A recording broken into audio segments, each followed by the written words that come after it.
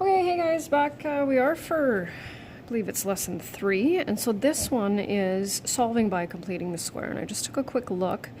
You may want to go back to lesson 8 from the ones that I posted without the videos, and that's converting to vertex graphing form by completing the square. Not that that's necessary. I'm going to review a couple of things which will hopefully help you out. I think it can be a little bit tricky, and we're going to go back over some radical concepts too that we did in the salmon colored unit. So first we'll go back to foundations and pre-calculus 10, and we'll just factor these.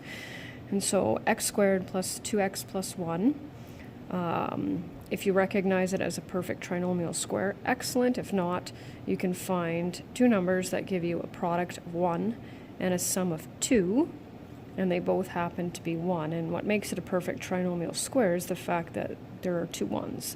So I usually call them identical twins. And this we write out, instead of writing out x plus 1 times x plus 1, we write that out as x plus 1, all in brackets, squared.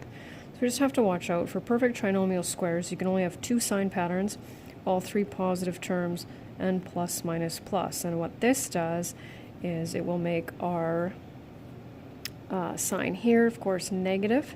And remember, when we expand this, x plus 1 times x plus 1, we end up with that. That's what we're doing here. So two numbers that give us a product of 4 and a sum of negative 4 are negative 2 and negative 2. So keep going. I'm going to speed up a little bit here.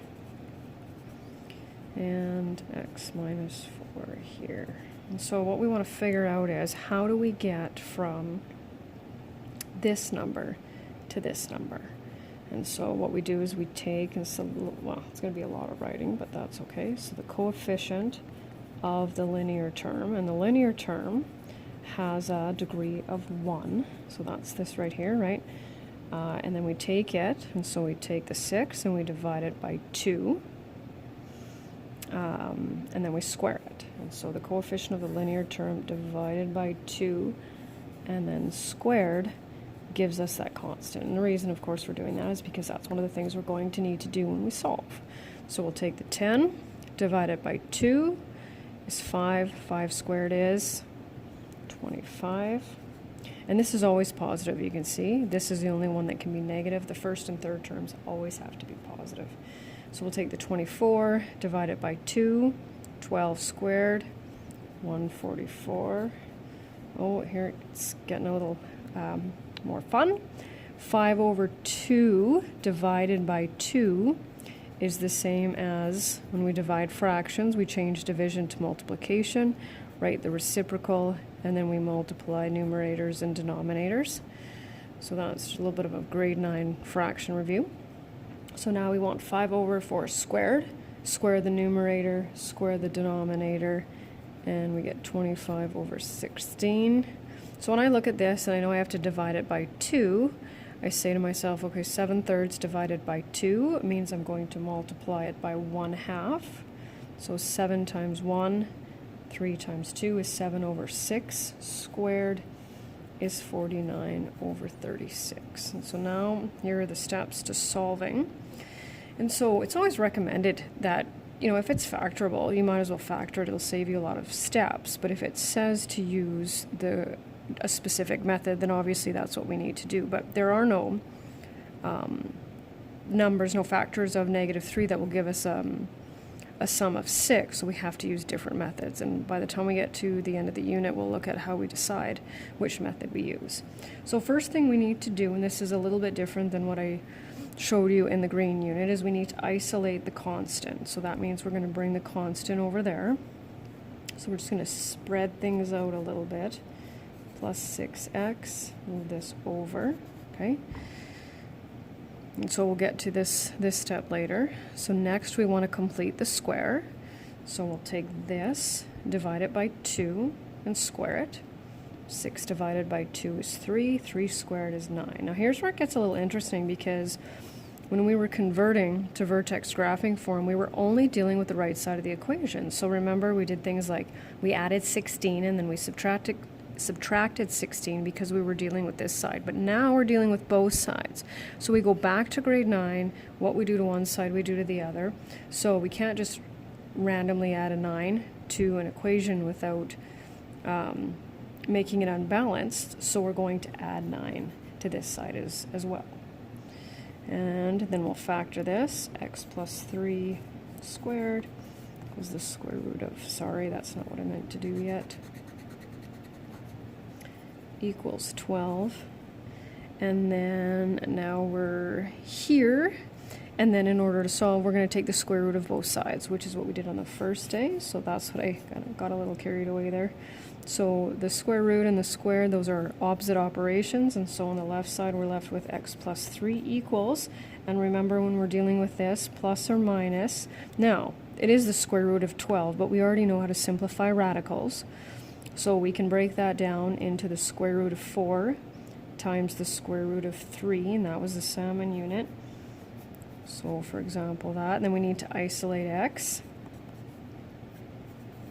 And there are our two not so pretty solutions. So one of our solutions for this is negative 3 plus 2 root 3, and the other one is negative 2 minus 2 root 3. Now, if you wanted, you could take each of those values and substitute it back into here. Not that I would, but if you did, you would end up with a 0 on this side and a 0 on that side. And of course, we need our solution sets, so you can write them out individually, or you can write them out like that, and then of course solution set form. So we don't have to verify with this, thank goodness, because in some cases that would take a long time. Okay, moving on, and I hope this is clear, because I noticed, I think in one of the videos, it wasn't as clear as I was hoping it would be. So okay, back with our steps. So we're going to isolate the constant. So we're going to move this over here, and then equals negative 3. And then if you flip back over to the steps, we need to deal with this. It's going to cause us a little bit of grief. So what we're going to do is we're just going to divide, just like we would have done in grade 9, right? Dividing both sides by that numerical coefficient. X squared minus 6x. Oh, fun fractions, right? So we'll go back to completing the square now. So 6 divided by 2 is 3. 3 squared is 9. What we do to one side, we do to the other. So we will factor this. And now when we add fractions, we need a common denominator. We only have one fraction, right? So we need to write 9 with the denominator of 2. What divided by 2 gives us 9? Well, that would be 18. 15 over 2. So once we have this by itself, then we can take the square root of both sides. X minus 3 equals, now this is where it gets a little interesting. I'm going to go back to, so plus or minus root 15 over root 2. And we know that we can't leave a radical in the denominator. It's not considered simplified. So how do we do that? Well, we rationalize it. So we multiply it by root 2 over root 2. And then we end up with plus or minus root 30 over 2. And remember, this whole process here gets rid of that radical. And then I am running out of space. 3 plus or minus. There's a couple of different ways you can leave that. You can totally leave it like that. Make sure you don't extend that, because 3 and 3 over 2 are obviously not the same thing. But you could also write it, if you wanted to make it 1, you could actually change it. But there's nothing wrong with that. We don't need to overcomplicate it. 3 plus or minus root 30 over 2. So there's that one. And then last but not least, this one's not too bad. Negative 34. So 10 divided by 2 is 5. 5 squared is 25. What we do to one side, we do to the other. So this one I always like to say to students, okay, well, let's do this, right? And we get to here, and so we kind of get here and we go, okay, just a second, and we type the square root of negative 9, and our calculator says error, right? Because that means that we can't take the square root of a negative number. So what does that mean? Well, that means, and if I think about yesterday's assignment, there was one question on the assignment where the vertex, I believe, was either above the x-axis and opened up, or it was below the x-axis and opened downward, which means it didn't have any x-intercepts. So that's what this one means, is that it does not cross the x-axis, and those are our answers. So it means that there are no answers. And we've already come across equations that we've attempted to solve and found that there are no answers that work for it. And so this is that case. And so what that means, of course, is we just say there's no solution. That's our way of saying no solution.